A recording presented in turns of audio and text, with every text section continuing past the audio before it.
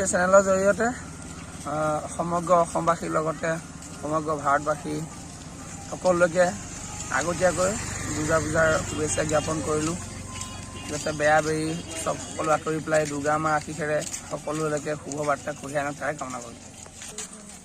পৰম্পৰাগত নিয়ম মতে আজি মহালয়াৰ পৰাই দুৰ্গা মা মৰ্ত্যলৈ নামি আহে বুলি মানে জনবিশ্বাস আছে আৰু সকলো ৰাইজ ৰাস্তালৈ ওলাই আহিছে নিজৰ মনৰ কামনা পূৰ্ণ হ'ব বুলি, মানে বছৰটো বা গোটেই বছৰটো ভালকৈ যাওক বুলি, বেয়াখিনি আঁতৰি পেলাই ভাল আহক বুলি সকলো ৰাইজ ৰাস্তালৈ ওলাই আহিছে। ভাল লাগিছে, আমিও ওলাই আহিছোঁ আমাৰ নিজৰ পৰিয়াল লৈ পেলাই, ভাল লাগিছে।